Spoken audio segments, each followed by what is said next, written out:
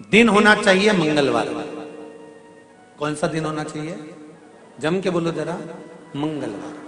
विवाह शादी में देरी हो रही हो, या कोई नया कार्य चालू कर रहे हो उसमें देरी हो रही हो, या कोई सर्विस के लिए नौकरी के लिए जा रहे हो और वो कार्य नहीं हो रहा हो, तो एक धतूरा, केवल एक धतूरा, उस धतूरे को फोड़कर उसके अंदर का फल निकालकर उस फल को शिवलिंग पर चढ़ाकर एक लोटा जल शंकर भगवान को समर्पित कर आइए। दिन होना चाहिए मंगलवार। कौन सा दिन होना चाहिए? जम के बोलो जरा। मंगलवार। समर्पित करो। उसके बाद में आप विवाह के लिए अगर समर्पित करे हैं तो विवाह में देरी नहीं होगी। व्यवसाय और व्यापार के लिए या नौकरी के लिए समर्पित करे हैं तो उसमें देरी नहीं। तुम जिस दिए में भगवान की आरती उतारते हो, जिस दिए से तुम भगवान की पूजन करते हो, उस दिए की बत्ती को नीचे डाल दीजिए और उस दिए को पानी की बाल्टी में धो दीजिए। कौन सी बाल्टी में? जिस बाल्टी के पानी से आप बच्चे को स्नान करा सको। महाराज केवल भगवान पर से ले जाकर, पास में से ले जाकर उस बाल्टी में थोड़ी देर डाल दो और उस बाल्टी के पानी से उस बच्चे को स्नान करा दीजिए। 15 से 20 मिनट, आधा घंटा लगेगा, बच्चे का बुखार पूरा उतर जाएगा। इतना विधान है दीप का। जब आप पशुपति व्रत कर रहे हो या कोई नियम धारण कर रहे हो या कोई आपने नियम उठा रखा है और वो कार्य आपका हो ही नहीं रहा, आपने 2 बार पशुपति व्रत कर लिए, आपने ये कर लिया, आपने प्रदोष कर लिया, आपने सोमवार कर लिया, आपने सारे अनुष्ठान कर लिए, बहुत सारे उपाय भी करे तो भी नहीं हो रहा है, तो इस बीच वाली पत्ती पर शहद लगाकर बाबा का जो शिवलिंग है उस शिवलिंग को इसको छुआ दीजिए या उससे चिपका दीजिए और उस पर अपनी हथेली रखकर कामना कर कर वापिस घर को आ जाइए। बाबा आपकी वो मुराद शीघ्र 3 महीने के अंदर पूरा कर ही देता है। ये तो 3 नियम अपनी जिंदगी में धारण कर लें। अगर ठेला लगा रहे हैं रोड पर, अगर आपके पास में कोई व्यापार नहीं, कोई दुकान नहीं, कोई सर्विस नहीं, कोई नौकरी नहीं, 3 नियम जिंदगी में। पहला, एक बार जिंदगी में पशुपति व्रत अवश्य करो। दूसरा, प्रत्येक प्रदोष एक शंकर जी के मंदिर में दिया और एक अपने घर के दरवाजे पर दिया अवश्य लगाओ, प्रत्येक प्रदोष। और तीसरा नियम बना लो, शिवरात्रि महीने की आती है, हर महीने की शिवरात्रि में शंकर जी के मंदिर पर दिया, बेलपत्री के वृक्ष के नीचे दिया, आंवले के वृक्ष के नीचे दिया और अपने घर के दरवाजे पर दिया। ये 4 स्थान पर दिया। प्रत्येक महीने की शिवरात्रि पर लगाना प्रारंभ करो। 4-5 शिवरात्रि निकलेगी, बाबा इशारा कर देगा और तेरी नैया पार। शिवलिंग है, जलाधारी है, पार्वती जी की मूर्त है, गणेश जी की भी मूर्ति है, कार्तिकेय जी की भी मूर्ति है, नंदी की भी मूर्ति है। तो किसी ने कहा कि गुरुजी हम जब शंकर जी को जल चढ़ाते हैं तो पार्वती जी को, गणेश जी को, कार्तिकेय जी को, नंदी को, सबको जल चढ़ाना चाहिए। शिव महापुराण की कथा कहती है केवल शिवलिंग पर आपने जो जल समर्पित करा है वो जल पार्वती जी को भी मिल गया, गणेश जी को भी मिल गया, कार्तिकेय जी को भी मिल गया। उसके सिवाय तुम्हें ये नहीं कि यहां भी जल चढ़ाओ वहां भी जल चढ़ाओ, ना, केवल शंकर जी पे तुमने जल चढ़ा दिया, शिव पिंडी पर जल चढ़ा दिया, वो जल तुम्हें शंकर भगवान का चढ़ा हुआ जल सबको प्राप्त हो गया। अब उसमें तुम्हें ये नहीं सोचना कि मैंने पार्वती जी को तो स्नान कराया ही नहीं, मैंने गणेश जी को तो स्नान कराया ही नहीं, मैंने कार्तिकेय को तो स्नान कराया ही नहीं, ना ना ना। आज पंजाब की इस पवित्र भूमि पर अगर ये प्रसंग निकला है तो इसको आप अगर सुनेंगे तो आपका जीवन सार्थक होगा। शिव जी को 5 तरह से जल चढ़ाने का तरीका है। जैसे पंचामृत होता है, दूध, दही, शहद, घी, शक्कर, ये सब पंचामृत के अंतर्गत आते हैं, उसी तरह शंकर जी को 5 तरह से जल चढ़ाने का क्रम वर्णित किया गया। अब उसको समझेंगे, बहुत सावधानी से समझिएगा। पहला, जल लेकर आए, सीधे डायरेक्ट शंकर भगवान के शिवलिंग पर चढ़ा दिया, ये प्रथम जल का चढ़ाने का तरीका। दूसरा, जहां से पानी बहकर जाता है, जहां से जल बहकर जा रहा है, उसके ठीक विपरीत जल उत्तर में जा रहा है, आप दक्षिण में खड़े होंगे और दक्षिण में खड़े होकर उत्तर की ओर मुख करेंगे और शिव जी को जल समर्पित करेंगे। ये रोग मुक्ति करने वाला है और हमारे रोग पर हमें विजय प्रदान करने वाला है। ये जल चढ़ाने का था। एक सीधे मंदिर में गए, लोटा भरकर जल उठाया, शिव जी को चढ़ा दिया।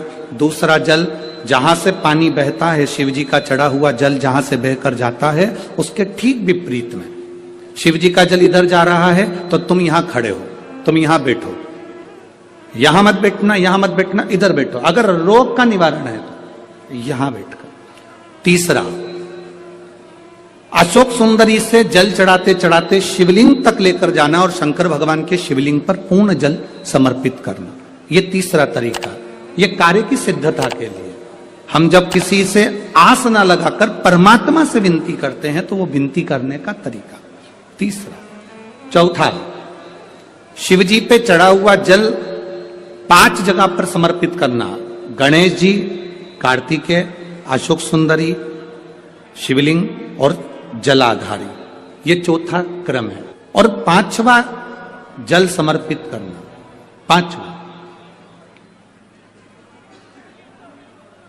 5वें नंबर का जल।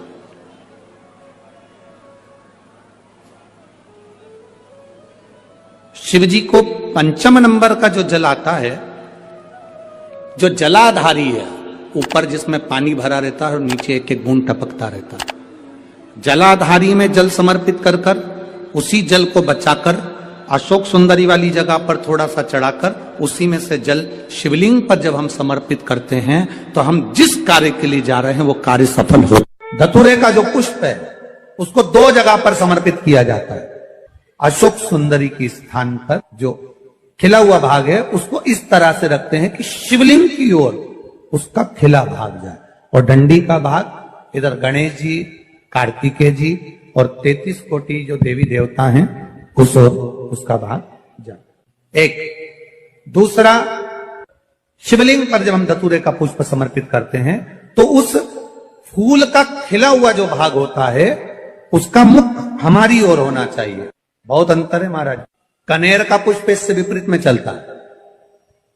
कनेर का जो पुष्प होता है उसकी डंडी का मुख हम अपनी ओर रख लेते हैं और खिला हुआ भाग महादेव की ओर कर देते हैं। कहते हैं जिसका व्यापार ना चले, व्यवसाय ना चल रहा हो, बहुत ज्यादा कष्ट में जीवन निकल रहा हो और बहुत ही ज्यादा तकलीफ हो रही हो, तो धतूरे को हल्दी में डुबोकर शंकर भगवान को 12 बजे समर्पित करें। उस धतूरे को वापस उठा लाएं 5-10 मिनट के बाद, श्री शिवाय नमस्तुभ्यम बोलकर लाल कपड़े में उसको बांधकर व्यापार वाली जगह में कहीं पर भी उसको बांध दिया जाए। व्यापार पीछे नहीं हटता, व्यापार अग्रण्य भाव में बढ़ता चले जाता है। महाराज, हल्दी में डुबोना पड़ता है। जलाधारी, अशोक सुंदरी वाला स्थान, ये जो जलाधारी है, बेटियों के स्थान से जलाधारी तक जो कनेर के माला बनाकर स्पर्श कर कर लगा देता है, शिवरात्रि के दिन प्रदोष काल के समय पर उस पति पत्नी में कितना भी झगड़ा हो रहा हो, आपस में प्रेम बनना प्रारंभ हो जाता है। अदालत का केस धीरे धीरे समाप्त हो। ये भी अलग अलग होते हैं। पहला दिया होता है पणाती दिया। मैं चैनल वालों से कहूंगा, अगर आपके पास में क्योंकि हमने पहले भी कथा में कहा कि जिस जिस जगह का स्मरण कराएं उस जगह का फोटो भी आप दिखाएंगे तो उसका आनंद कथा सुनने वालों को, ऑनलाइन वालों को मिलेगा। पहला होता है पणती दिया। ये पणती दिया मट्टी का दीप, जिस दीप के अग्रभाग को थोड़ा सा बड़ा कर दिया जाता है, उसको पणती दिया कहते हैं। ये पणती दिया जब भी भगवान के सामने लगाया जाता है तो इस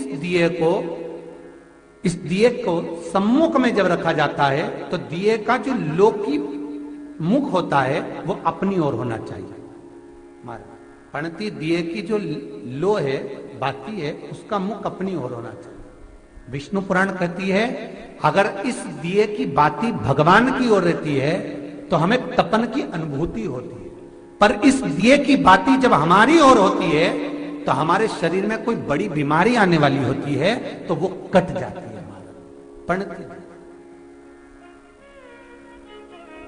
विष्णु पुराण में दूसरा दीप कहा गया है निरांजन दीप। विष्णु पुराण में दूसरे दीप का वर्णन निरंजन दीप। जिस निरंजन दीप में महाराज आपने देखा होगा डमरू जैसी आकृति होती है। अगर चैनल पे कथा देख रहे होगे तो इनके पास में अगर होगा तो अवश्य दिखाएंगे। निरंजन, इस निरंजन दीप में डमरू की आकृति होती है, रखने का भाग और ऊपर का भाग इस तरह से, और ऊपर उसमें दिए लगाए के लिए बाती का स्थान रहता है। किसी किसी में 5 कंगूरे होते हैं, किसी किसी में 6 कंगूरे होते हैं। इसको निरंजन दीप कहते हैं। महाराज विष्णु पुराण के 5वें अंश में लिखा गया निरंजन दीप भगवान के सम्मुख में राइट भाग में लगाया जाता है। भगवान का जो स्थान होता है, भगवान का जो मंदिर होता है, तो भगवान का राइट, आपका होगा लेफ्ट, क्योंकि आप भगवान के सामने बैठोगे तो भगवान का राइट, आपका लेफ्ट।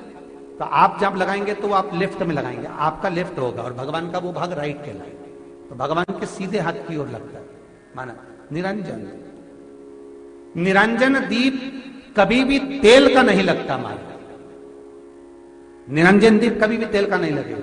हाँ, यह हो सकता है कि बटी निरंजन जो दीप होता है उसमें तेल डाल सकते हैं। बटी निरंजन दीप जो होता है उसमें कंगूरे नहीं होते। बटी निरंजन दीप केवल गोल होगा, ऊपर से डमरू जैसी आकृति होगी, डमरू जैसा होता है, ऊपर से उसमें कहीं कंगूरे नहीं होते। महाराज अगर आप चैनल पे देख रहे होंगे तो बटी निरंजन दीप का भी वर्णन आपको दिखाया जा रहा होगा। बटी निरंजन जो दीप होता है वो केवल डमरू की आकृति में होता है, उसमें कोई कंगूरे नहीं होते। पर निरंजन जो दीप होता है उसमें कंगूरे होते हैं। तो जो निरंजन दीप होता है उसमें कभी तेल नहीं डाला जाता। निरंजन दीप को हमेशा घृत से ही लगाया जाता है। पर बटी निरंजन जो दीप होता है उसमें आप तेल डाल सकते हैं। बटी निरंजन दीप जो लगाएंगे वो तेल का लगा सकते, पर निरंजन में कभी तेल नहीं डाला जाता। क्यों नहीं डालते? विष्णु पुराण कहती है निरंजन दीप के अंदर अगर तेल की बाती लगाकर लगाया जाता है तो 1 रुपया कमाते हैं, 1.25 रुपये खर्च होगा। घर में 10 लोग भी कमा कर लाएंगे तो पैसा नहीं दिखेगा, घर में रुपया टिकता नहीं है। अर्थात निरंजन दीप में आप तेल की बाती लगा रहे हो, ये सिद्ध हो चुका है। और महाराज बटी निरंजन जो दीप होता है उसके अंदर आप तेल डालकर जला सकते हो। बटी निरंजन जो दीप होता है ये आप किसी भी स्थान पर लगाओगे, सबसे पहले पितृ इससे भाग ग्रहण करते हैं, देवता को देते हैं, देवता उससे भाग ग्रहण कर कर कुबेर को प्रदान करते हैं, कुबेर उससे भाग लेकर शिव को प्रदान करता है। भगवान शंकर बटु भैरव को कहकर घर का उद्धार करते हैं, इसीलिए उसको कहते बटी निरंजन। इसमें कंगूरे नहीं होते। वहां बटी एक कुबेर निरंजन भी होता है, दिए में स्टैंड होता है, पकड़ने की जगह होती है, आगे उसमें चोंच लगी रहती है, उसको कुबेर निरंजन दीप कहते हैं। कुबेर निरंजन दीप महाराज जब भी जलाया जाता है, इस तरह का दिया अगर किसी के घर में हो कुबेर निरंजन, जिसमें स्टैंड होता है, ऊपर होता है, थोड़ा लंबा होता है, आगे लंबाई निकली रहती है। कुबेर निरंजन टीवी पर आप दर्शन कर रहे होंगे, तो कुबेर निरंजन जो दीप होता है